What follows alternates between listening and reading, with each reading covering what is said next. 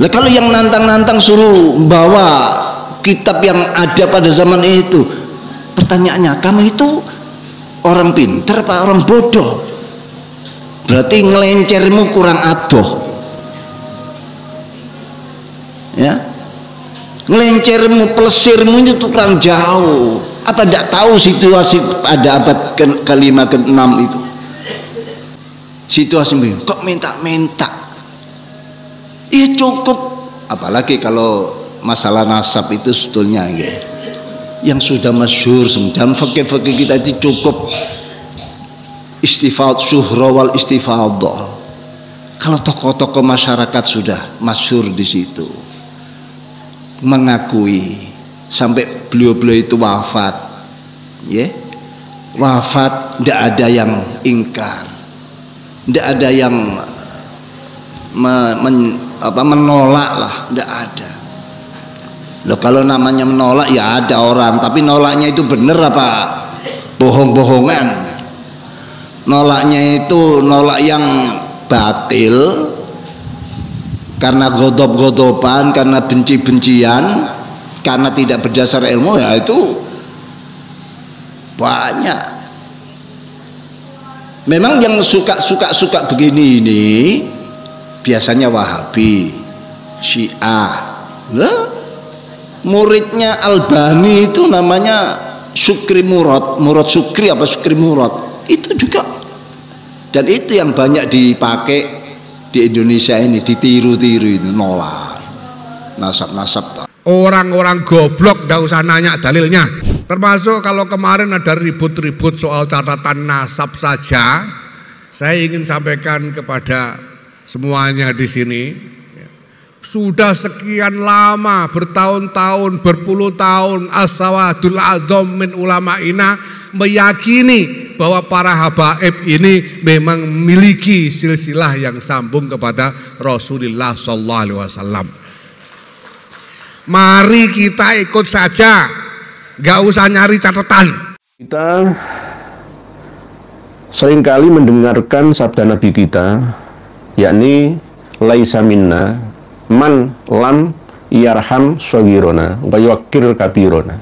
Tidak termasuk bagian daripada umatku, pengikutku, yaitu orang yang tidak bisa menyayangi, mengasihi orang-orang yang lebih muda usianya atau lebih kecil posisinya, dan tidak mau menghormati orang yang lebih tua atau orang yang lebih besar jabatan atau posisi amanahnya. Jadi maknanya ini bisa dua sisi, berbeda tetapi sama saja, yakni kita harus menghormati orang yang lebih tua. Rakyat kecil, rakyat biasa harus menghormati pejabat pemerintahan yang melaksanakan amanahnya. Jadi sama-sama gitu. Pejabat juga harus melaksanakan amanat rakyatnya, rakyat juga harus menghormati, menghargai ya kebijakan dan mentaati aturan pemerintahnya. Wong cilik, wong gede, bahasanya seperti itu. Tapi kalau umur ya selaku penganut kultur NU ya, ibarat umat yang shogiroh ya, kecil ya, harus menghormati struktur ya, mulai ranting, MWC, PC, PWNU, PBNU, Mustasyar, Surya, kita harus menghormati. Tetap kami menghormati sekelas beliau Romo Kiai Haji Miftahul Akhyar, menghormati Kiai Haji Yahya Khalil Saquf, menghormati adik saya Gus Farul Razi Bulu Lawang. Saya katakan adik saya karena beliau masih saya sayangi. Seandainya saya tidak menyayangi beliau, hancur sudah, betul. Kuncinya sudah ada di tangan saya, tapi karena takutnya saya itu nanti lambene kiai, akhirnya saya nggak mau. Jadi kalau urusan privasi ya, urusan pribadi ya, saya sangat menjaga betul itu. Saya menjaga betul.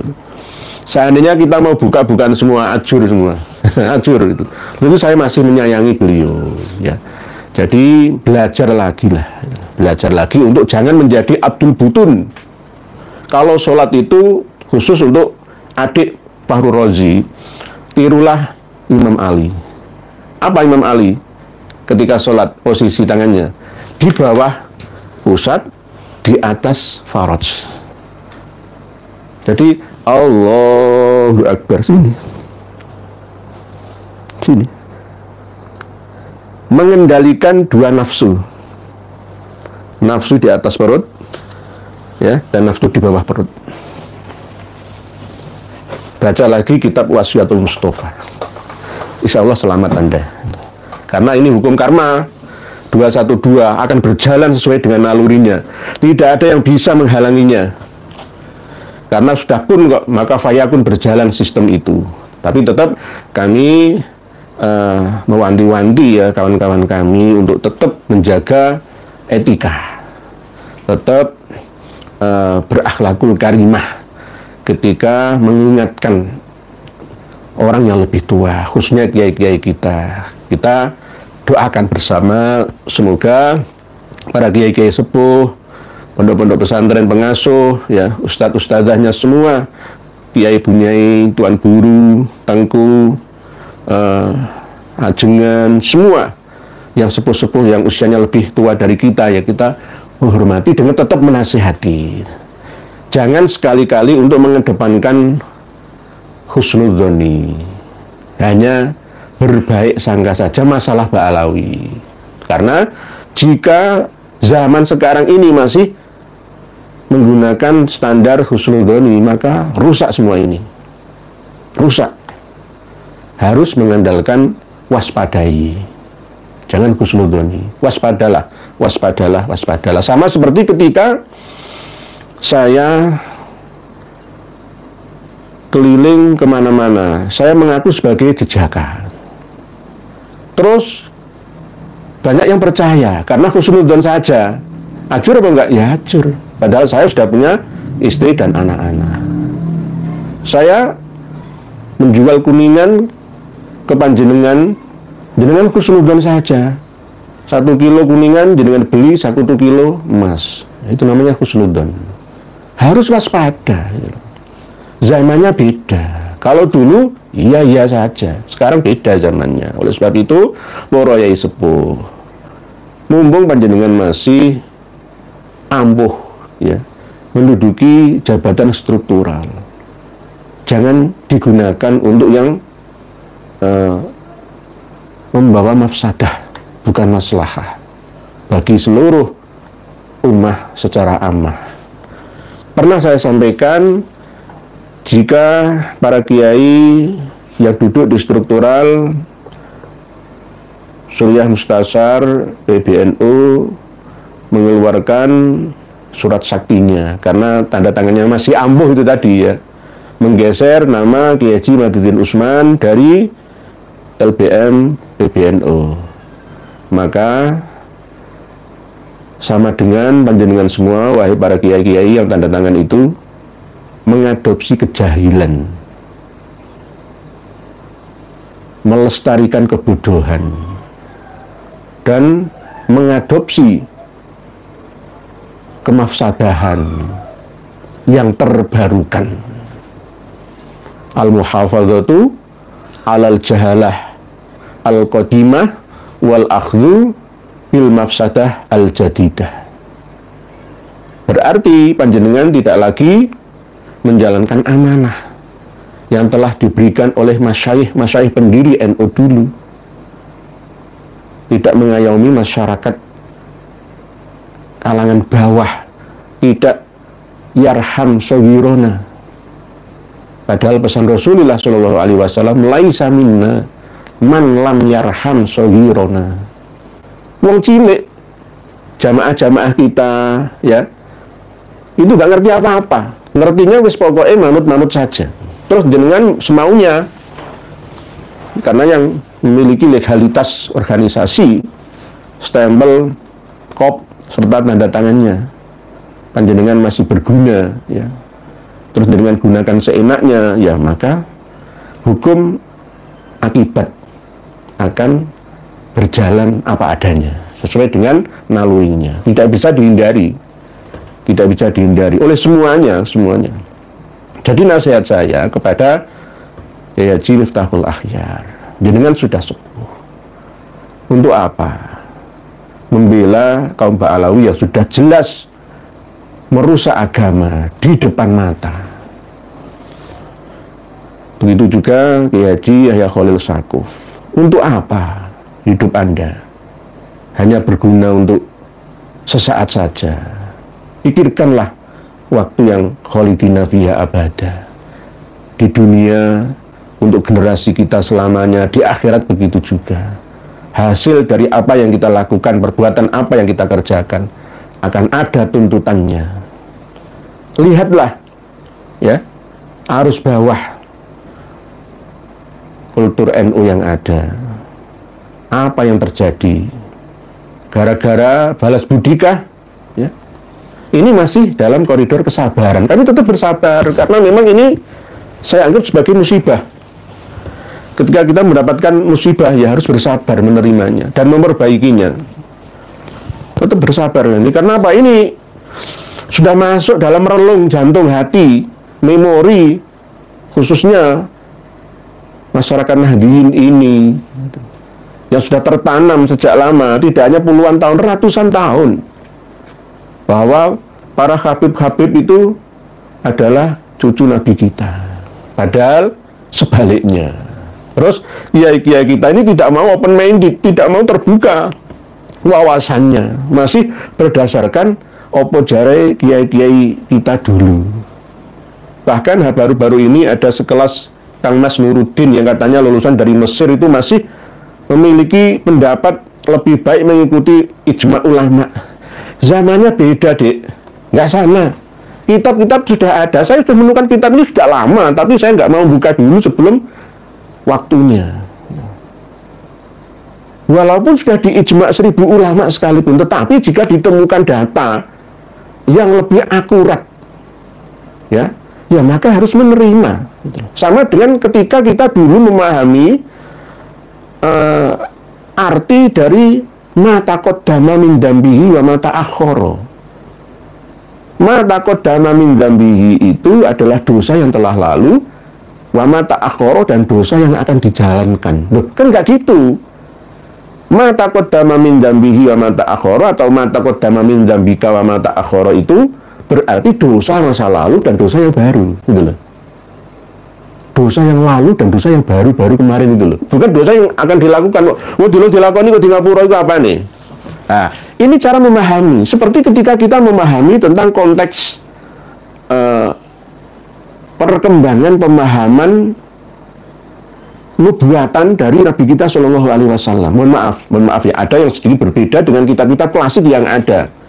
Ketika kita memahami Dabah itu apa, Ya'juj Ma'juj itu siapa, Dajjal itu di mana, berapa, ya, Nabi Isa itu apakah sudah wafat atau tidaknya, Nabi Khidir, Nabi Ilyas, Nabi Idris itu apakah sudah wafat atau masih hidup adanya. Kita ini terus membahasnya, pro dan kontra itu biasa, itu. Tetapi kita tetap mengadopsi ilmu pemahaman yang lebih mendekati akurasi tinggi, gitu.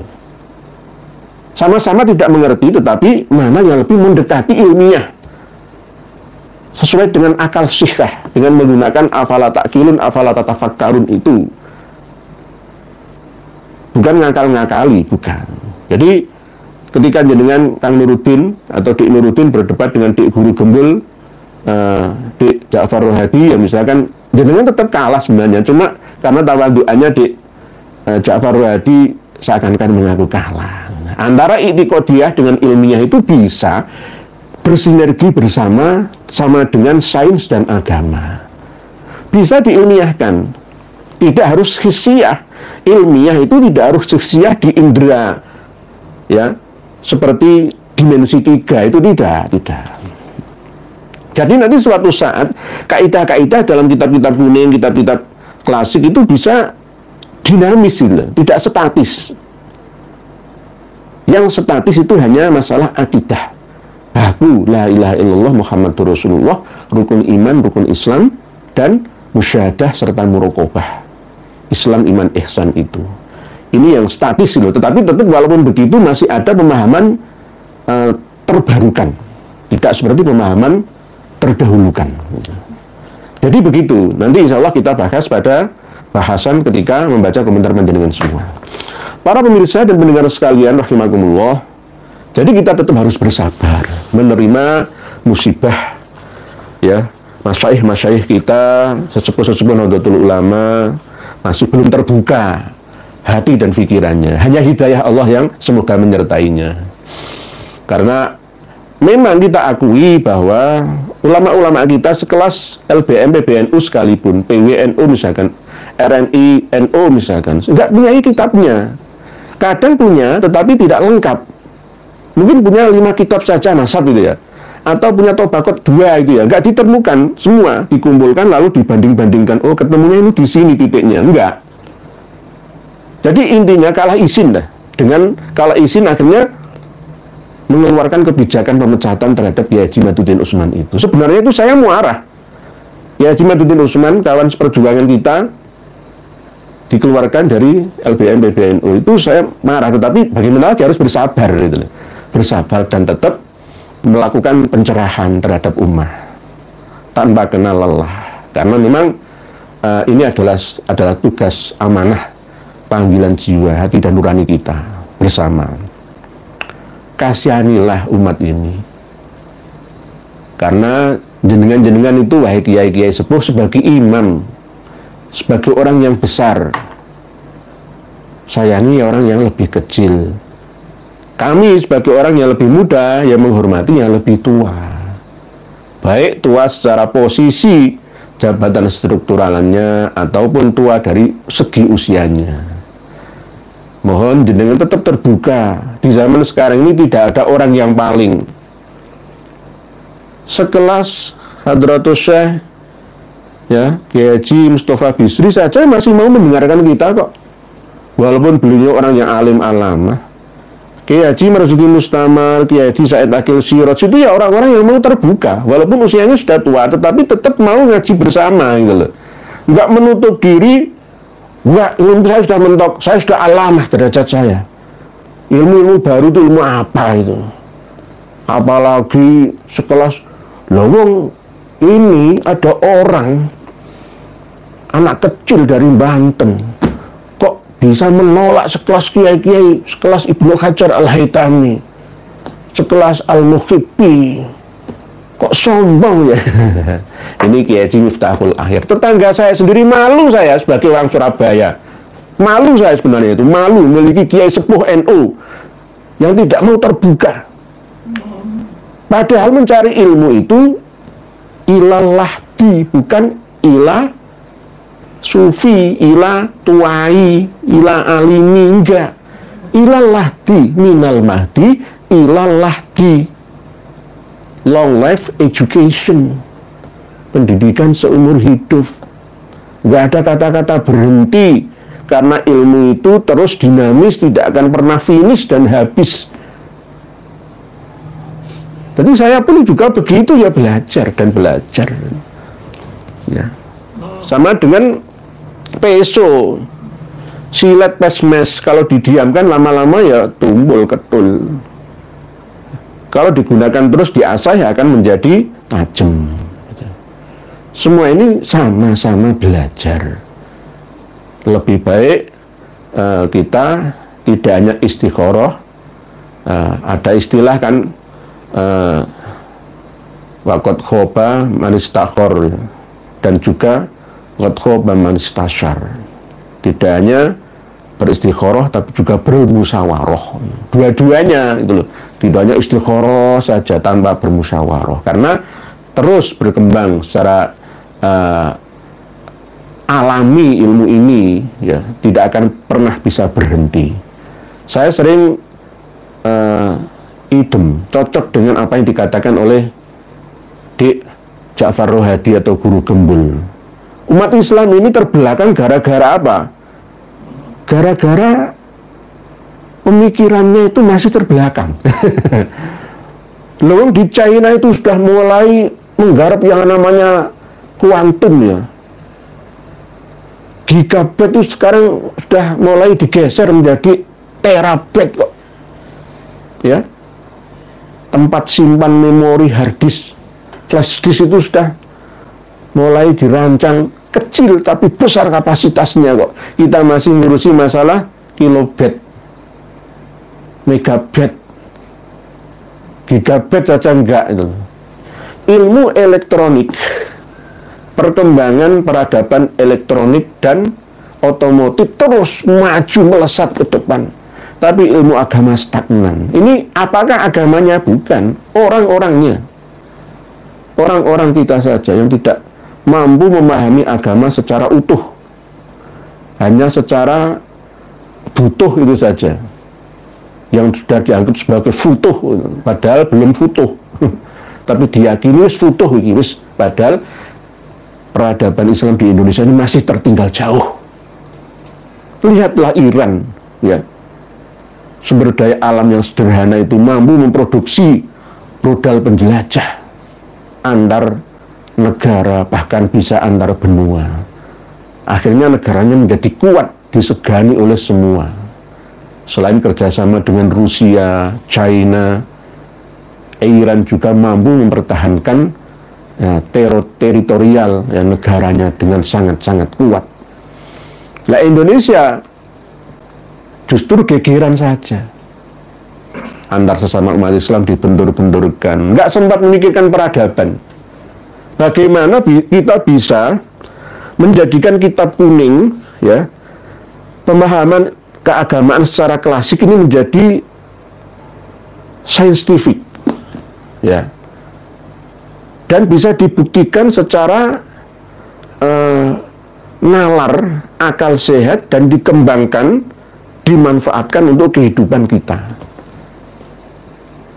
di dunia ini, ya, karena memang yang namanya ilmu yang turun dari langit itu untuk bumi, kemaslahatan penduduk bumi. Ilmu yang berdimensi akhirat itu turun ke dimensi dunia untuk kemaslahatan penduduknya. Lah gunanya apa kita hanya berangan-angan seakan-akan berada di atas langit sana, padahal kita sekarang hidup di dunia 3 dimensi kita. Ini yang harus kita pikirkan bersama. Jangan anggap bahwa yang namanya ulama itu orang yang alim, tapi nggak ada manfaatnya untuk apa, gitu loh. Ilmuwan-ilmuwan itu tidak harus yang tergabung dalam organisasi Nahdlatul Ulama, Muhammadiyah, Al-Irsyad, enggak. Tapi orang-orang yang benar-benar melakukan tuntutan keahlian untuk kemaslahatan bersama. Sama dengan profesor itu apa, doktor itu apa, gunanya jadi profesor itu untuk apa, kan begitu. Negarawan, ayo ngurus negara, agamawan, ayo ngurus agama, bersinergi bersama, tidak hanya ke sudut pandang akhirat saja, dunia kita juga harus perhatikan. Kalau umat Islam bercorak sufi saja ala Ba'alawi, gampang ditundukkan, gampang dihancurkan. Karena apa? Tidak memiliki kekuatan secara duniawi, baik ekonomi ataupun persenjataan. Lemah, gampang dianeksasi, gampang didikte oleh negara asing lainnya. Dalam hal ini tirulah China. Tahun 90-an China itu sejajar dengan Indonesia kita. Tapi setelah itu kita tertinggal jauh dari mereka. Jangan kita berprinsip, alah dunia itu untuk apa, nggak dibawa. Jangan begitu. Kadal fakru ayyakuna kufran itu berlaku kok. Gitu. Kalau kita melihat saudara-saudara kita yang ada di negeri kita ini, ya, ada keturunan Arab dan ada keturunan Tionghoa. Ini kita ambil pelajaran kita semua. Keturunan Tionghoa ini sangat rajin bekerja, dan keturunan Arab ini malas bekerja, menggunakan agama untuk menipu umatnya. Mohon maaf, ini saya sangat pedes ini, bukan pedih, tapi pedes, ya. Karena ini fakta. Jangan malas bekerja, karena bekerja itu bagian daripada ibadah. Orang-orang China itu gelem soro itu, walaupun mereka tidak mengenal kata-kata haram, halal, haram, wis pokoknya wal-wal kedual, bantal-bantal kuntal, ya. Antara halam dengan haral itu nggak ada bedanya, ya. Tapi mereka giat bekerja, etos kerja, semangat kerjanya tinggi, karena mereka berangan-angan hidup itu akan selamanya, seakan-akan begitu. Tapi yang sini, yang sufi-sufi Arab Alawi ini gandoli. Dia hanya berpegang teguh pada keyakinan i'tiqadiyah saja, tanpa ilmiah. Sehingga anak didik kita, anak cucu kita yang usia produktif itu dijejali dengan keyakinan yang kontraproduktif. Akhirnya nggak semangat bekerja, sulit bersaing dalam kancah hidup pergaulan kerjanya, karena keahliannya yang tidak sesuai dengan tuntutan kerja yang ada. Nah, ini yang wajib dipikirkan bersama antara agamawan dan negarawan, antara yang besar dan yang kecil, antara yang tua dengan yang muda, bersinergi bersama. Laisa minna man lam yarham shaghirana wa yuwaqqir kabirona. Jadi tetap walau begitu kami bersabar terus untuk istiqomah menasihati kiai-kiai sepuh kita, karena memang pesantren-pesantren salafiyah itu harus membuka diri, ya. Ada kotak dan saran sebenarnya dari wali muridnya, supaya kerjasama antar orang tua dengan pengasuh pondok pesantrennya itu ada komunikasi bersama, saling memberi dan menerima. Karena kalau tidak begitu, maka kita ini tertinggal jauh. Di saat kita sudah hidup di era zilenial sekarang ini, cukup dengan modal data, kita bisa video callan di seluruh dunia, jaringannya sudah nyambung semua.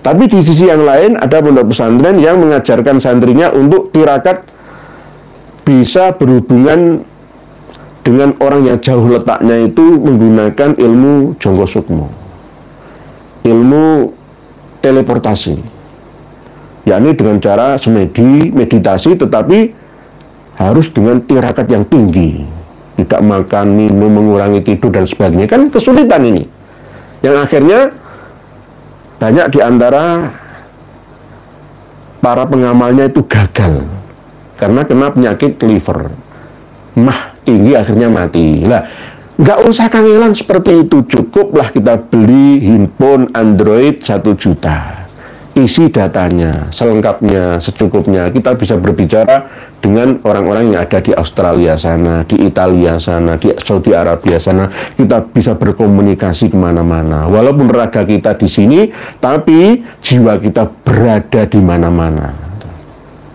Inilah perkembangan zaman yang kita tidak bisa menolaknya. Oleh sebab itu, kemarin juga sempat saya sampaikan bahwa ajaran-ajaran Ba'alawi itu memang banyak yang menyimpang dari aturan agama kita yang sebenarnya secara normal ya, secara normal. Banyak penyimpangan-penyimpangan. Bahkan jika tidak diingatkan, akan ada leluhur atau tokoh-tokoh besar mereka kaum Ba'alawi itu yang mengakui dirinya itu sebagai Tuhan. Sebagai Tuhan. Ini sangat berbahaya. Kok bisa tahu seperti itu? Dari mana? Dari kitab-kitabnya sendiri.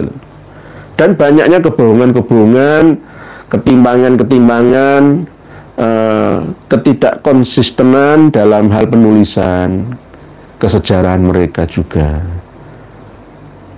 Di antaranya cerita tentang karomahnya Syekh Ahmad Ar-Rifai yang kita bahas kemarin itu ya.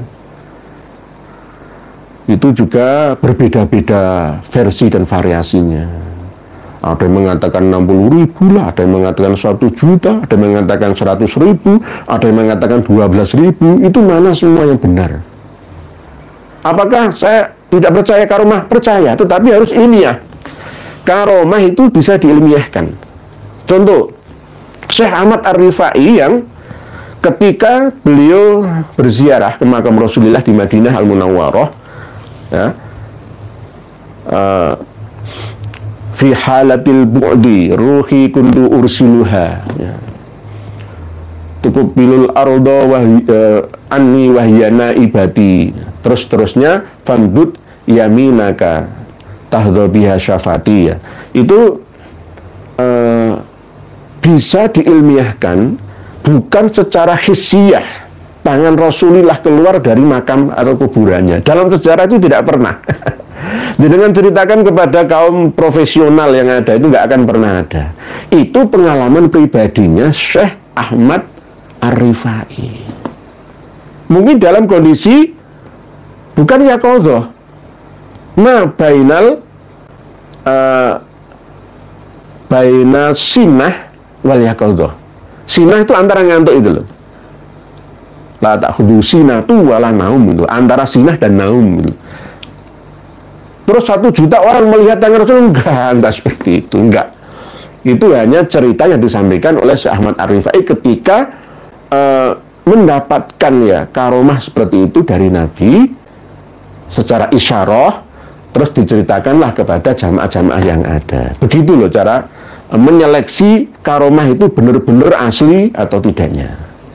Kok tahu? Ya memang saya pelajari Jami' Karomatul Aulia ala Syekh Yusuf bin Ismail An-Nabhani dan ala yang lebih profesional dari abad ke abad, dari masa ke masa. Bagaimana definisi dari karomah yang ada itu? Jadi begitu ilmiahnya, bukan berarti langsung tangan Rasulullah tembus kuburannya, itu penghinaan namanya. Jangan dibela, itu kan mukjizatnya Rasulullah itu sudah wafat. Agama ini sudah cukup. Al-yauma akmaltu lakum dinakum wa atmamtu alaikum nikmati wa raditu lakumul Islam madina. Sudah cukup, nggak ada perlu tambahan lagi. Rasulullah harus bersabda lagi, ada hadis baru lagi, nggak perlu. Sudah ada Quran hadis dijabarkan, dimaknai, ijma'i dan dikiasi analogi oleh penggede-penggede umat ini dari masa ke masa. Kok masih kurang ya Quran hadis itu? Lalu Rasulullah dikatakan memberikan kaul ini, hadis ini, itu bagaimana? Ini jelas nggak sesuai dengan kaidah Ahlussunnah wal Jamaah dan sufi yang asli berdasarkan ubudillaha ka'annaka tarah fa illam takun tarah fa innahu yarak. Makom musyahadah dan makom muraqabah nggak sesuai itu namanya. Jangan berlebihan. Jangan berlebihan dalam memahami konteks dari musyahadah dan muraqabah. Jadi berbeda-beda pendapat itu. Ini yang mana katanya mutawatir, misalkan menurut Imam As-Suyuti misalkan. Mutawatirnya itu seperti apa? Hadisnya nggak ada itu. Wah, nggak percaya itu Wahabi, itu Salafi, pendengki, Khawarij, Mu'tazilah. Nggak begitu, nggak begitu. Karomah itu ada, tapi manfaatnya itu harus benar-benar bisa dirasa oleh seluruh umat yang ada. Itu karomah namanya. Sama seperti aulia illah yang sir rahasia di mana-mana, tapi beliau manfaatnya luar biasa. Tidak hanya masalah cerita tentang karomah Syekh Ahmad Ar-Rifai saja. Beliau doktor ya, sekelas doktor Segaf bin Hasan Baharun ya, yang menyebarkan sholawat Bushra itu. Kenapa kok saya larang? Ya karena memang beliau sendiri berbohong. Manusia boleh salah, bisa salah, nggak boleh ya, bisa salah tapi tidak boleh bohong. Dalam hal menerangkan tentang karomahnya Syekh Ahmad Ar-Rifai saja itu antara Habib satu dengan Habib yang lainnya itu beda-beda semua. Tidak berdasarkan kitab yang ada. Orang awam santri jamaahnya nggak ada yang memiliki kitabnya, ya saja. Ya kalau saya punya kitabnya, ya nggak bisa. Katanya Syekh Ahmad Ar-Rifai itu duriyahnya Hasan bin Ali. Mana? Syekh Ahmad Ar-Rifai itu duriyahnya Husain bin Ali bin Abi Thalib. Ini namanya ngawur, namanya ngawur. Begitu juga ketika mengatakan bahwa disaksikan 60.000 orang, mana kitabnya? Gak ada 60.000 orang itu. Saya punya dokumentasi semuanya. Ini namanya bukan mutawatir namanya. Kalau menurut ulama mutawatir yang ahli karomah, ahli sufiyah. Tapi kalau ahli sunnah wal jamaah tidak. Tapi boleh percaya dan boleh tidak, itu pengalaman spiritual pribadi Kalau memang kita mengikuti thariqah rifaiyah ya percaya nggak apa-apa. Yang penting ada manfaatnya. Gitu. Tapi dalam sejarah Rasulullah itu sudah wafat. Ya, kalau Rasulullah hidup itu adalah interpretasi asumsi dari kaum-kaum sufi itu. Habib Umar bin Hafid itu juga mengatakan bahwa Rasulullah hidup jiwanya. Nabi Isa hidup jiwa, Nabi Idris juga hidup, Nabi Adam itu hidup jiwanya. Di alam dimensi yang berbeda dan kadang pula di dimensi yang sama dengan dimensi kita. Jadi begitu. Di antaranya kebohongan lagi, saya sering membandingkan antara Tabaqat Fuqaha'il Yaman, Al-Masyhur Ar-Rawi, Al-Ghuror, Al-Istizadah min Akhbari Sadah, tentang yang wafat ketika Imam Ahmad Al-Abah hijrah, padahal di Tabaqat Fuqaha'il Yaman itu selama 3 tahun. Berarti tahun 317 Hijriah, 318 Hijriah, 319 Hijriah itu Ka'bah ditutup, tidak ada yang jamaah haji ke sana. 20 tahun lebih Hajar Aswadnya dibawa ke Hajar di Bahrain sana oleh Syiah Qaromitoh. Ditutup 2 tahun atau 3 tahun. Lah kok Imam Ahmad Al-Abah An-Nafat katanya muter dari Basrah, Madinah, Mekah berhaji. Lah ini kan nggak sesuai dengan Tabaqat Fuqaha'il Yaman. Tabaqat Fuqaha'il Yaman mengatakan yang wafat di sekitar Ka'bah itu 13.000 orang. Berbeda lagi di Al-Istizadah yang baru ya, berarti 30.000 orang. Berbeda lagi dengan Al-Masyhur Ar-Rawi. Al-Masyhur Ar-Rawi ini abad 11 Hijriah. Abu Bakar As-Syili itu wafat 1093 Hijriah. Yang wafat itu beda lagi. Beda lagi. Bismillahirrahmanirrahim. Wa qatalu fil mutof alfan wa sab'ami'atin.